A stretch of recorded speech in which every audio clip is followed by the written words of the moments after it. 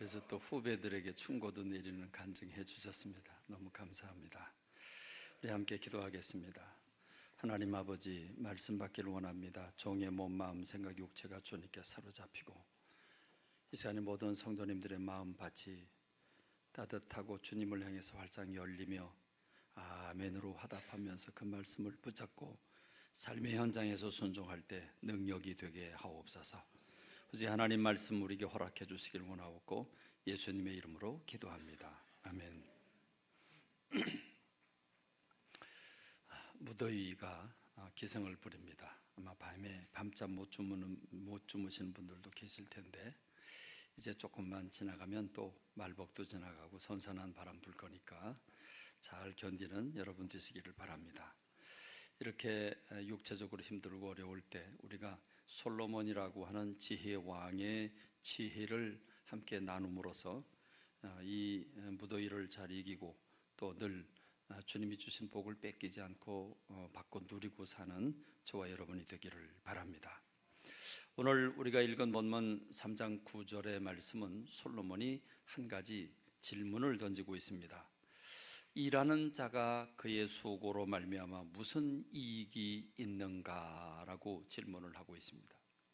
일하는 자는 그가 고생하는 그 고생에 무슨 대가가, 결과가 있겠는가라고 묻습니다. 여러분 한번 대답을 해보시죠.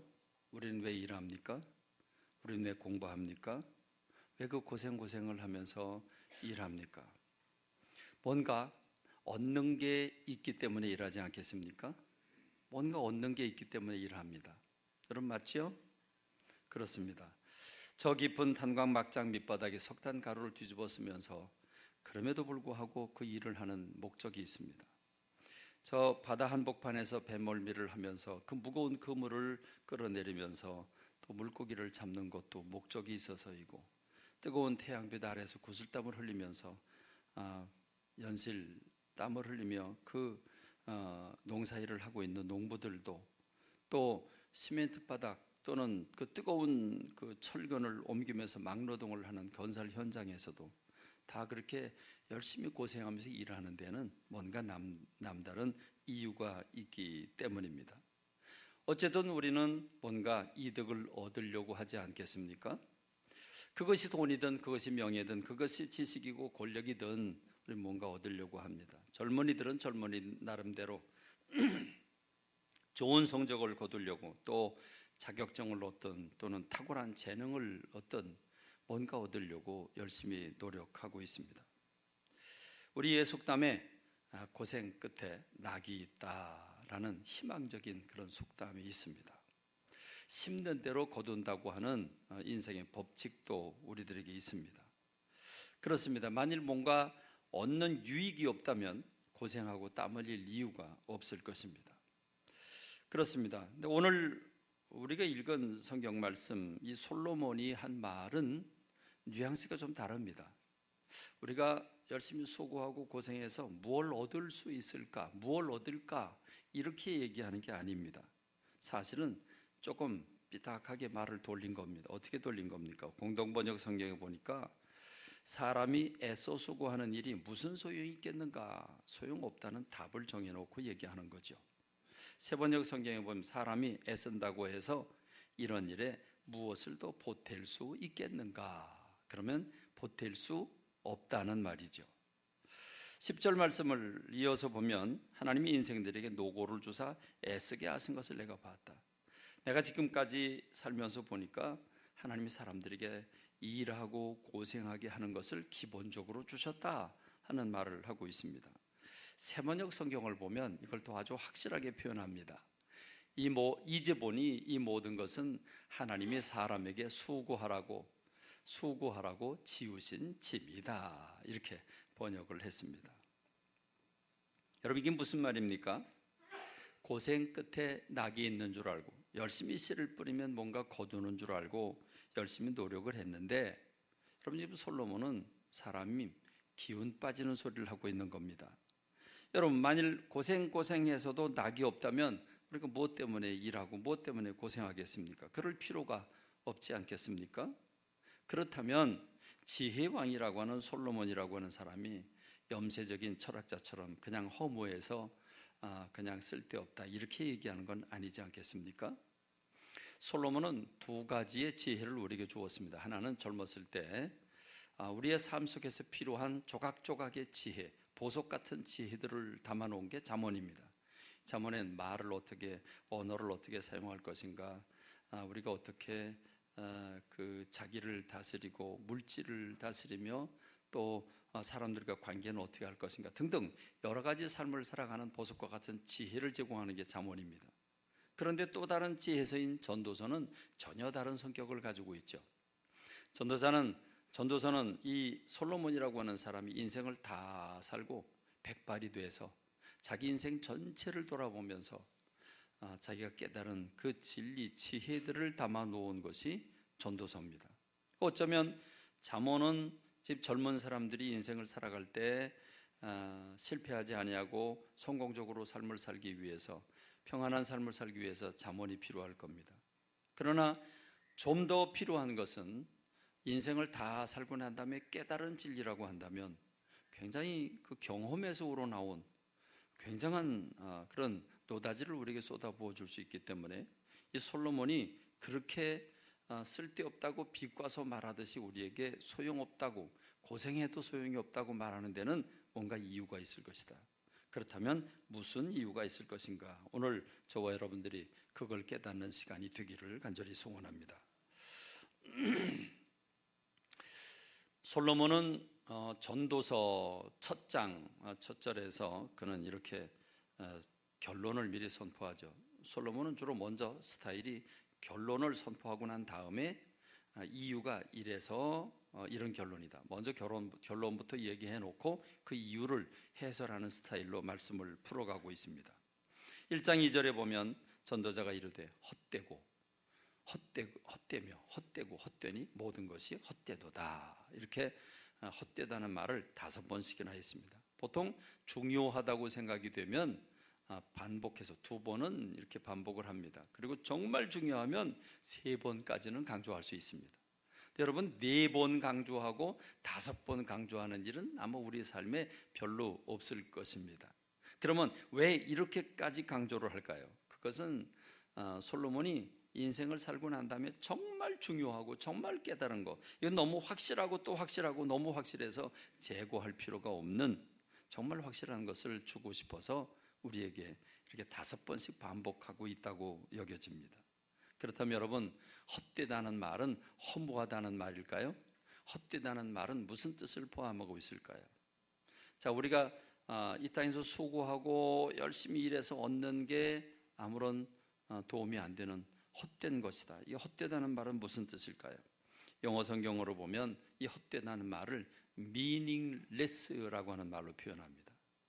meaningless라고 하는 이 meaning이라고 하는 말은 여러분 잘 알고 계시는 듯이 의미 또는 뜻 또는 취지 또는 어떤 인생의 의하는 것처럼 이게 의의가 뭐냐, 또 중요성, 의도 또는 목적, 그런가 하면 효력이나 효능이라고 하는 걸 표현할 때 meaning이라고 하는 말을 씁니다. 그러니까 meaningless 그러면 의미가 없다 이런 뜻이죠.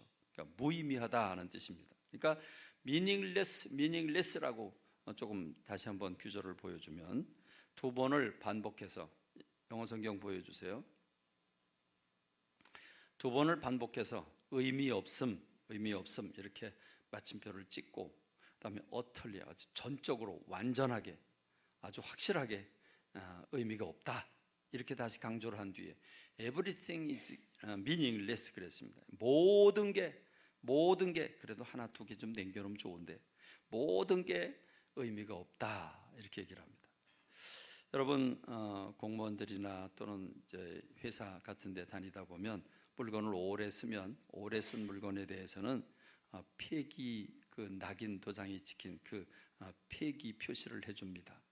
특별히 서류를 오래 보관하다가 이제 보관 기간이 지나고 나면 그 서류 위에다가 폐기라고 하는 도장을 콱 찍어줍니다. 그 낙인이죠. 그 폐기라고 하는 도장이 찍히는 순간 이제 그 서류는 폐기를 해도 됩니다. 없애버려도 됩니다. 그러니까 여러분 지금 솔로몬이라고 하는 사람이 meaningless라고 하는 도장을 쾅쾅 자꾸 찍고 있다는 것은 의미 없음. 우리가 고생하고 수고하고 땀 흘리는 모든 게 의미가 없다, 무의미하다라고 하는 도장을 찍어주는 것과 같습니다. 중요치 않다, 가치가 없다, 땀방울 흘릴 가치가 없다, 이런 얘기를 하고 있는 게 지금 솔로몬입니다. 어쨌든 결론적으로는 의미가 없다고 그는 선언을 아주 확실하게 하고 있습니다. 그러면 솔로몬은 왜 의미가 없다고 말할까? 이렇게 고생하는 게 소용이 없다고 말할까? 여러 가지 이유가 있습니다. 첫 번째 이유는 1장에서 그 이유를 설명하고 있는데, 첫 번째 이유는 모든 게 지나가 버리기 때문이다. 모든 게 원점으로 가기 때문이다, 이렇게 얘기를 합니다. 한 세대는 가고 한 세대는 오되 땅은 영원히 있도다. 맞죠? 우리가 밟고 있는 땅, 우리가 지금 밟고 있는 그 땅은 이미 100년 전, 200년 전, 1000년 전, 2000년 전에 누군가 살고 있었습니다. 이 땅을 밟고 있었습니다.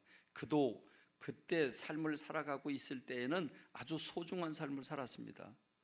가치가 있었습니다. 누가 뭐라고 그러면 자존감이 상하고 화가 나고 막 주먹질을 할 만큼 아주 중요한 삶을 살았습니다. 근데 지금은 없습니다. 해는 뜨고 해는 지되 그 떴던 곳으로 빨리 돌아가고, 바람도 강물도 다 그렇게 제자리를 찾아간다는 거죠. 그렇습니다. 솔로몬의 눈에 비친 인생은 모든 것이 다 지나가 버리고 맙니다. 지금 무척 이제 덥습니다. 무척 더운데 이것도 말복 지나가면 이제 선선한 바람이 영락없이 옵니다. 그리고 이제 가을이 올 겁니다. 또 가을도 지나갈 겁니다. 그래서 이 또한 지나가리라는 말이 있습니다. 이 말은 모든 게 제자리로 돌아갑니다.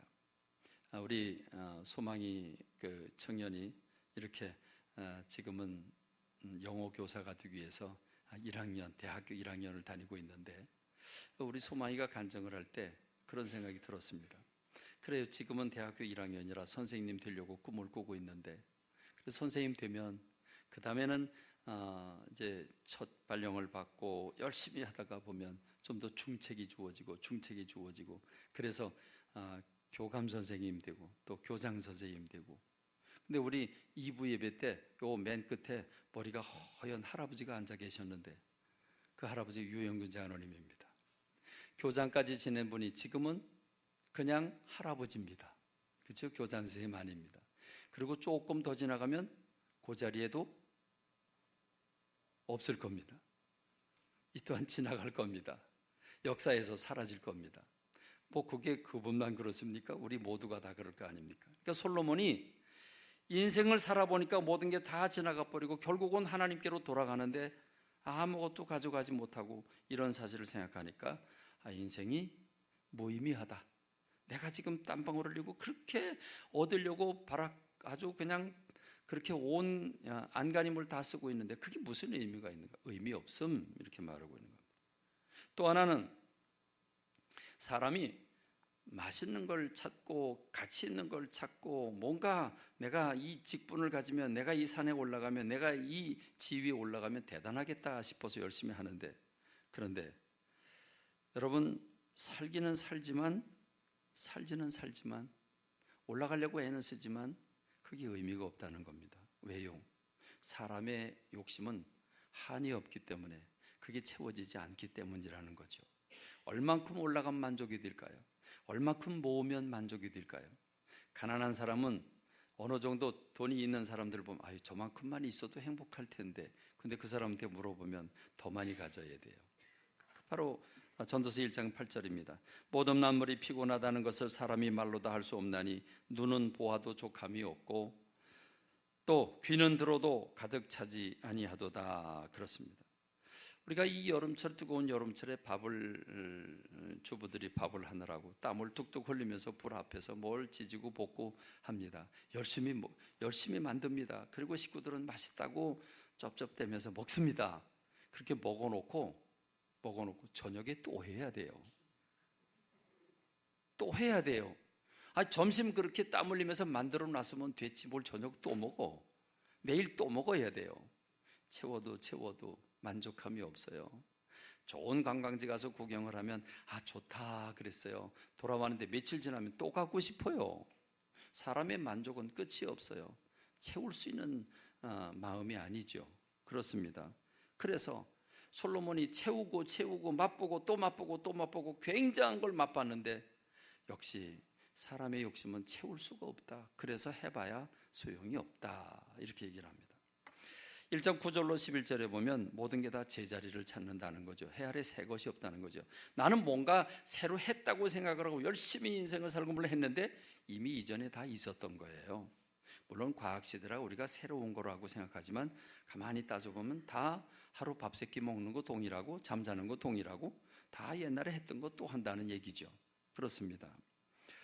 그래서 솔로몬은 열심히 지혜를 동원해서 열심히 노력했어요. 가만히 눈 감고 앉아있더니 하나님께서 지혜의 왕이라 지혜를 주셨기 때문에 받아 써라. 그리고 지혜를 쓴 게 아니고 자기 깐에는 온갖 열정을 다해서 연구하고 살폈다는 겁니다. 그래서 전도서 1장 12절로 14절은 나 전도자는 예루살렘에서 이스라엘 왕이 되어서 마음을 다하며 지혜를 써서 하늘 아래에서 행하는 모든 일을 연구하며 살펴봤다. 정말 이것저것 그 온갖 마음을 다해서 최선을 다해서 연구하고 그래 지혜를 써서 뭐가 좋은지를 다 살펴봤더니 이는 괴로운 것이다. 인생이란 괴로운 것이다. 하나님이 인생들에게 주사 수고하게 하신 것이라. 그렇죠. 하나님께서 아담과 하와를 에덴 동산에 추방하시면서 남자는 밭 갈고 힘들여서 일하게 만들었고 열심히 일을 해도 밭에서 엉겅퀴가 나고 잡풀이 나고 그래서 방해를 하게 돼 있고 더 열심히 일을 해야 합니다. 여자는 아기 낳는 수고를 하고 그러면서 그 아기를 키워야 하고 또 남편과의 관계에서 늘 갈등과 아픔이 내재하는 그런 삶을 살도록 허락해 주셨다고 말씀하고 있습니다. 그렇습니다. 그래서 인생을 돌아보니까 괴로운 것이다. 하나님이 인생들에게 주사 수고하게 하신 것이다. 그래서 내가 해 아래 태양 아래서 이루어지는 모든 일을 살펴보니까 모두 다 헛되어 바람을 잡으려는 것이다 그랬습니다. 특별히 여러분 인생이라는 게 마음먹은 대로 안 돼요. 우리 소망 형제가 그 제주도 가면서 비행기 타면서 그 조종사를 바라보면서 저거 하면 좋겠다. 12년의 꿈을 꿨는데 그게 물거품 됐어요. 12년의 꿈이 물거품 됐어요. 그리고 체육을 잘하니까 운동 잘하니까 체육교사 하려고 열심히 하고 자기 말대로 극한 상황까지 초월하면서 열심히 연습을 했는데 해필이면 왜 그 실기시험 보기 일주일 전부터 감기가 들어가지고 그래서 시험을 죽을 썼어요. 그래요. 인생이 내 마음대로 안 돼요. 내 뜻대로 안 돼요. 그런데 여러분 지혜를 얻고 뭔가 능력을 얻으면 지위를 얻으면 모든 걸 다 할 수 있냐? 아니라는 거죠. 의사도 병에 걸려요. 그 암에 걸려서 죽어요. 의사도. 남의 병을 고쳐주는 의사도 그래요. 그래서 전도서가 이렇게 얘기를 하죠. 구부러진 것도 곧게 할 수 없고 모자란 것도 셀 수 없도다. 우리 인생은 살면서 너무나 많은 한계에 부딪히고 너무나 많은 좌절들이 있고 그래서 인생을 돌이켜보면 내가 원하는 대로 되는 게 아니라 원치 않는 대로 되고 하나님이 고생하게 만들어 주셨기 때문에 아무리 해봤자 소용이 없다 이 얘기를 하고 있습니다. 여러분 그러면 솔로몬이 내가 다른 사람보다 지혜가 더 많고 하나님 내게 특별한 지혜를 주셨고 그래서 내가 그 지혜를 가지고 연구하고 찾고 그래서 지혜로운 사람은 그래도 다른 사람에 비해서 더 형통하고 다른 사람에 비해서 더 건강하고 다른 사람에 비해서 더 잘 살아야 되는 건데 자기가 가만히 보니까 이게 지혜로운 사람과 어리석은 사람과 이 차이는 어느 정도 차이냐면 빛과 어두움의 차이다. 지혜로운 사람은 빛이고 어리석은 사람은 어두움이다. 그럼 여러분 빛과 어두움의 차이는 하늘과 땅이잖아요. 하늘과 땅 차이인데 살아보니까 그게 그거더라. 지혜로운 사람도 병 걸려 죽고 어리석은 사람도 병 걸리고 사고 나고 똑같더라. 지혜자라고 그래서 뭐가 다르냐? 다른 게 없다. 그래서 생각해 보니까 인생이 참 이렇다. 그러고 보니까요 지혜가 많으면 근심만 더한대요. 그렇죠? 여러분 이게요 이 세상에서 제일 행복한 사람이 누구냐 하면 치매 걸린 사람이에요. 치매 걸린 사람은 걱정 안 해요. 그냥 늘 눈앞에 있는 것만 보고 그냥 아무런 걱정 안 해요. 여러분, 우리는 바보 천치라고 그러지만 바보 천치는 날마다 실실실 웃고 다녀요. 근데 여러분, 진짜 공부 많이 한 사람, 진짜 인생을 꿰뚫고 보는 사람들은 늘 얼굴이 어두워요. 왜? 세상을 바라보니까 이게 제대로 돌아가는 게 아니거든요. 여기를 봐도 저기를 봐도 이 사람을 봐도 저 사람을 봐도 지식이 많은 사람, 이런 사람은요 근심만 더해요. 근심만. 그러니까 내가 지혜가 많아 보니 뭐가 좋으냐는 거죠. 내가 지식이 많아 보니 근심만 더한다는 거예요. 그럼 지혜가 많으면 병도 안 걸리고 지혜가 많으면 그럼 사고도 나지 말아야 되는데 정말 그러냐? 그렇지 않다는 거죠. 지나고 보니까 인생이 아무것도 아니라는 거예요. 그래서 헛되다고 5번씩이나 반복해서 얘기하고 있는 겁니다. 그래서 그러면 헛되다, meaningless, 의미가 없다. 그러면 의미 있는 건 뭘까? 뭐가 의미 있고 뭐가 가치 있고 뭐가 좋은 건가? 그래, 한번 찾아보자. 그래, 찾아요. 솔로몬이 의미 있는 걸 찾아서 목숨 걸어요. 그래서 찾는 주제가 뭐냐면 즐거움, 낙, 쾌락, 웃음, 기쁨, 이런 것들 다 좋은 것들이잖아요. 그렇죠? 여러분, 왜 우리가 열심히 일해요? 왜 열심히 공부해요? 공부하고 좋은 직장 취직해가지고 그래서 낙을 누리려고 그러는 거 아니에요? 왜 돈 벌어요? 열심히 돈 벌어서 뭔가 즐기려고 그러는 거 아니에요? 좋은 집도 사고 좋은 자동차도 사고 뭔가 좀 더 좋은 여건에서 좀 누리고 살자고 그런 거 아니겠습니까? 그렇습니다. 그래서 솔로몬이 생각을 해봐요. 정말 의미가 있는 게 뭐냐?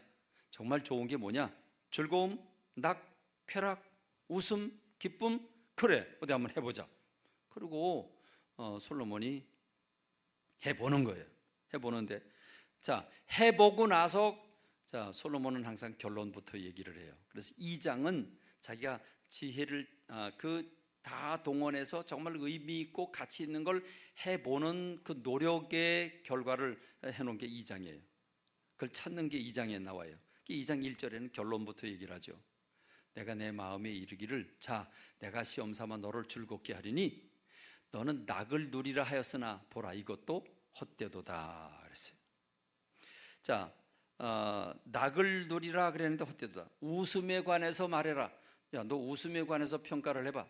웃음? 그건 미친 짓이야. 웃음이 미친 짓이래요.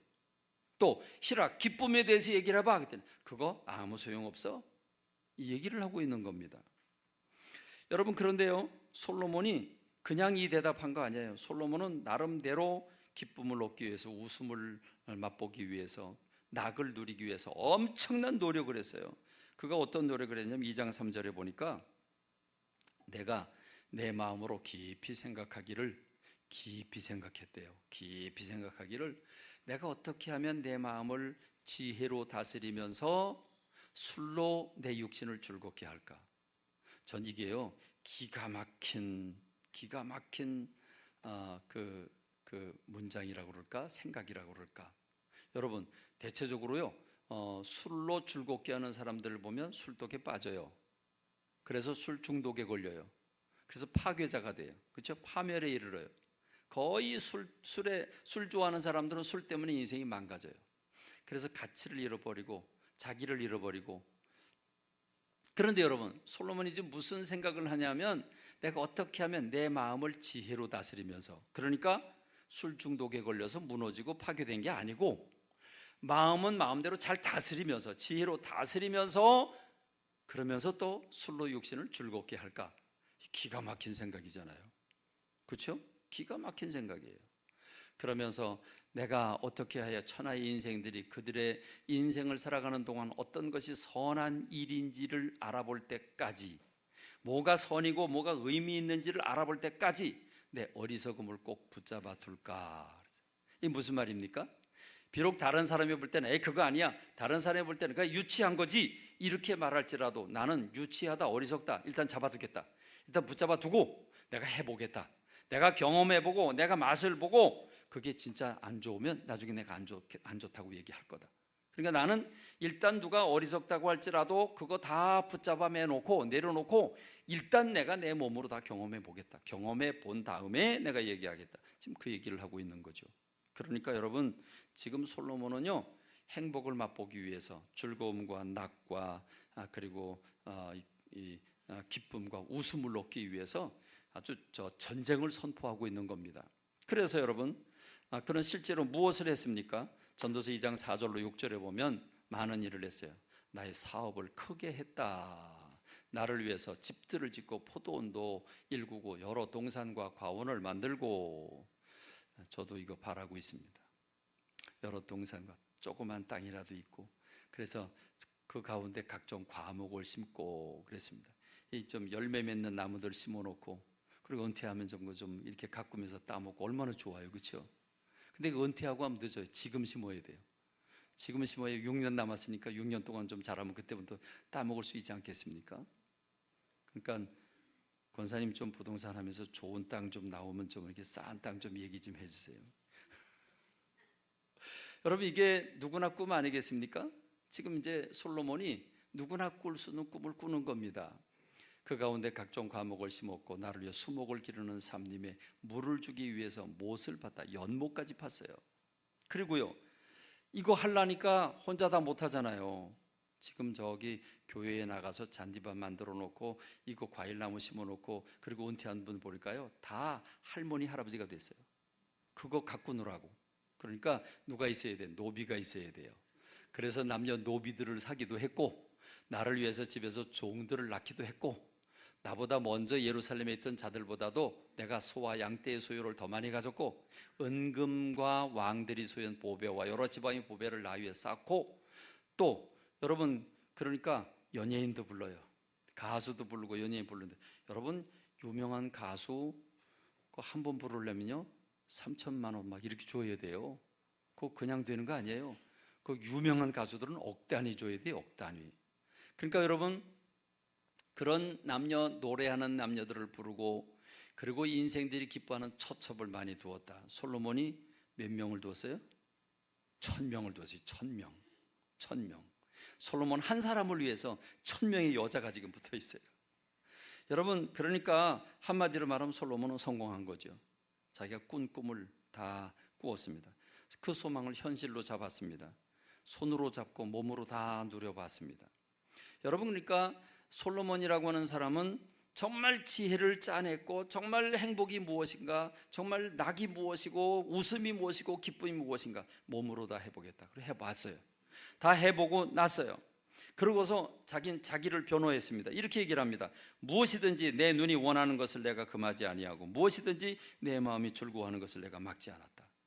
우리의 휴가라고 하는 거는 1년 12달 중에 겨우 가장 뜨거울 때 3, 4일 얻어가지고 그 나무 밑에 가서 또는 저 물가에 가가지고 그 복잡대다가 오는 게 그게 우리 휴가인데, 지금 솔로몬 보세요.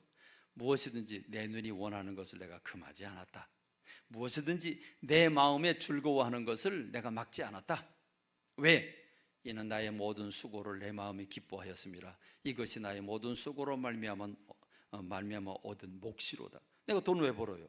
즐기려고 버는 거 아닙니까? 왜 벌어요? 누리려고 버는 거 아닙니까? 그래서 난 정당하게 내가 버는 걸 가지고 내가 했다는 거예요. 내가 하고 싶은 거 다 해봤다는 거예요. 먹고 싶은 거 다 먹어보고 누릴 거 다 누려봤다는 거죠. 그런데 하고 난 다음에 경험을 해보니까, 맛을 보니까 2장 11절에서 그 후에 내가 생각해 본즉, 그 후에 누려본 뒤에 생각해 본즉 내 손으로 한 모든 일과 내가 수고한 모든 것이 다 헛되어 바람을 잡는 것이며 해 아래에서 무익한 것이로다. 이렇게 말하고 있습니다. 여러분, 이게 솔로몬이 한 얘기인데, 여러분, 솔로몬이 너무 속상했어요. 왜 속상하냐면 지혜를 얻기 위해서 그렇게 노력을 하고 애를 쓰고, 그리고 그걸 누리기 위해서 엄청나게 노력을 했는데, 그래서 내가 지혜를 얻었는데, 지혜를 얻었으면 다른 사람보다 좀 달라야 되잖아요. 그런데 미련한 사람도, 우매한 사람도, 그 사람도 병 걸리고 죽고, 나도, 지혜로운 나도 이 나이가 돼서 백발이 됐고 나도 이제 죽을 날 기다리니 이게 뭐냐는 거죠. 한때는 누리느라고 한때는 큰 소리치고 떵떵거렸지만 그거 다 지나가 버렸고, 그래서 솔로몬이 이미 지나갔죠. 해 아래 새 것이 없죠. 그리고 지금은 죽음을 기다리고 있죠. 그리고 이미 이 세상 떠난 사람들 생각하니까 나도 그렇게 될 거지요. 그러니 내가 지혜를 얻은들 무슨 소용이 있고, 내가 돈을 가진들 무슨 소용이 있고. 그런데 더 화가 나는 게 있어요. 더 억울한 게 있어요. 진짜 억울한 게 뭐냐면 18절에 보니까 내가 해 아래서 내가 한 모든 수고를 미워하노니 이는 내 뒤를 이을 이에게 남겨주게 됨이라.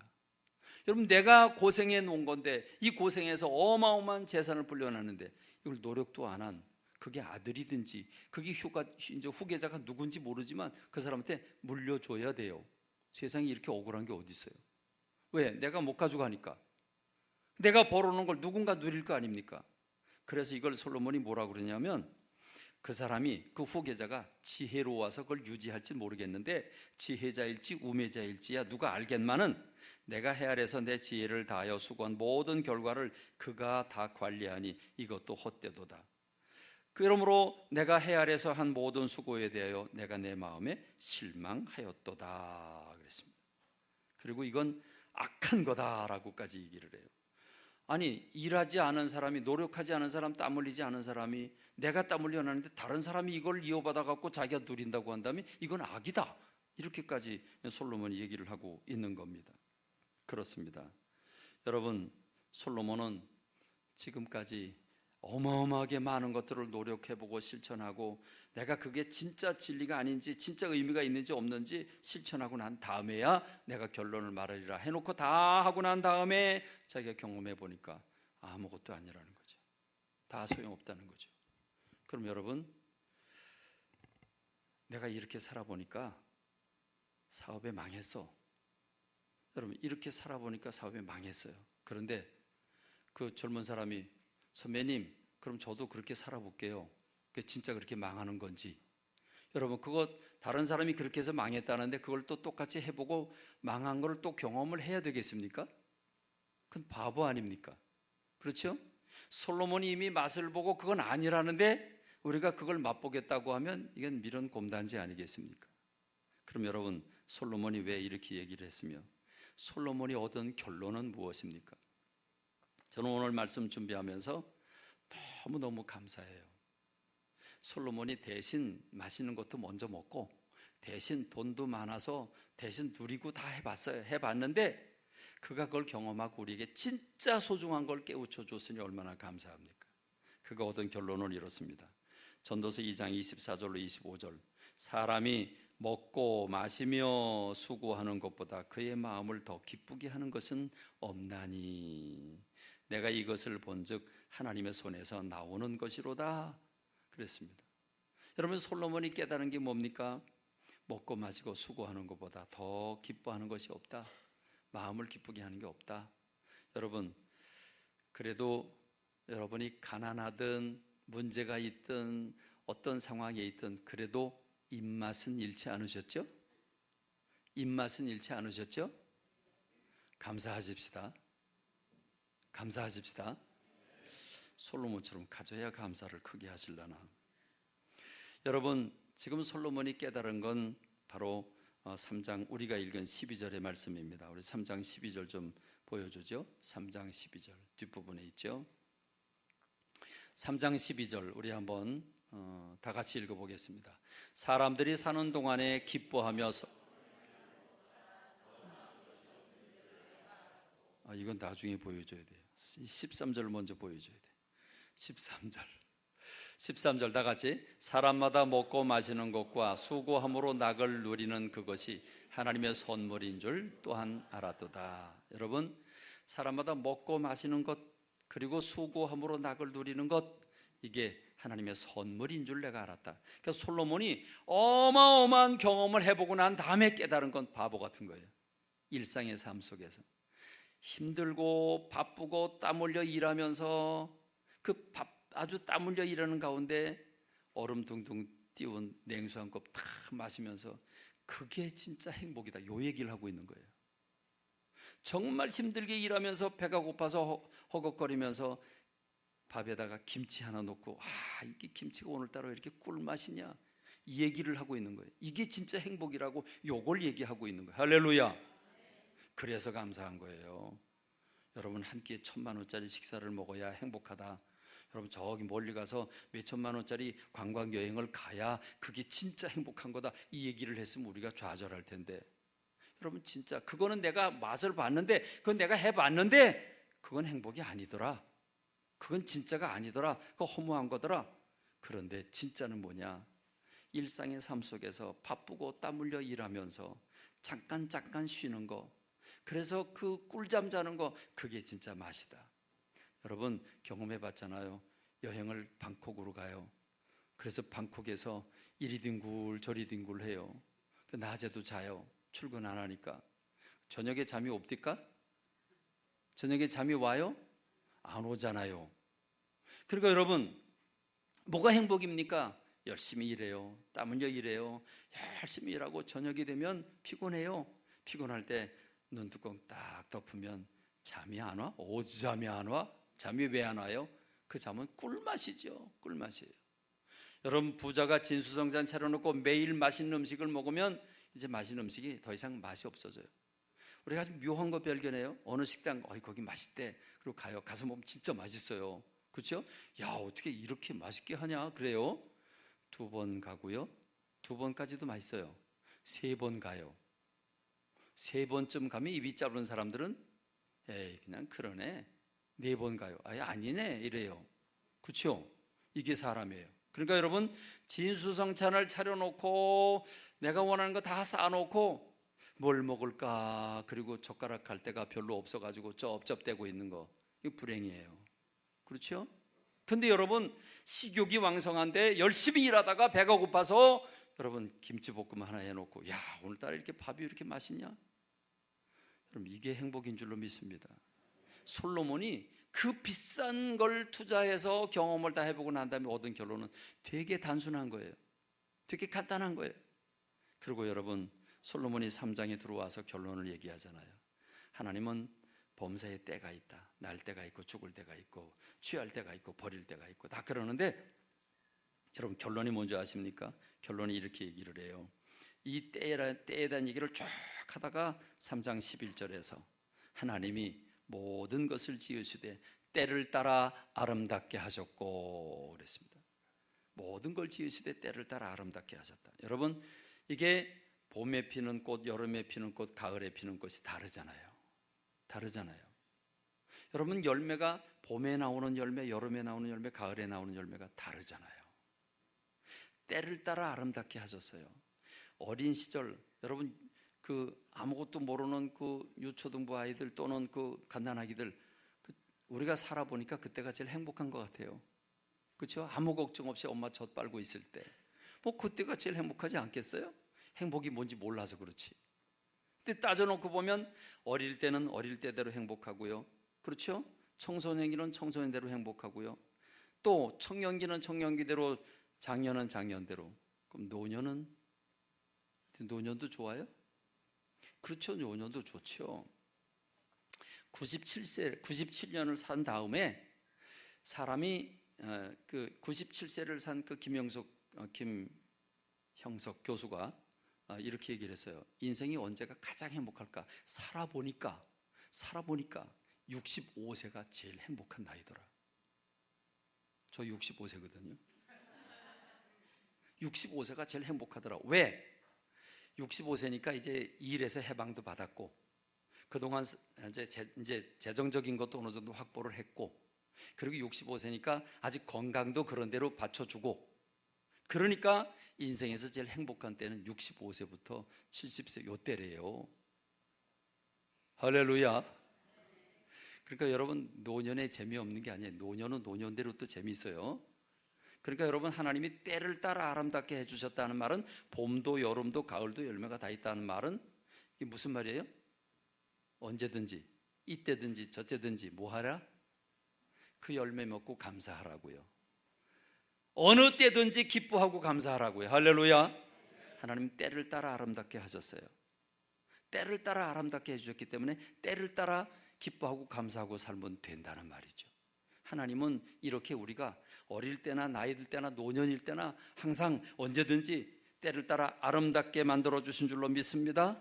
그래서 우리는 기뻐하고 감사하도록, 일상의 삶에서 기뻐하고 감사하는 게 행복이지 어마어마한 거 남들이 못 가지는 거 가지고 그게 행복이다, 그거 아니라는 거죠. 사람들에게는 영혼을 사모하는 마음 주셨느니라.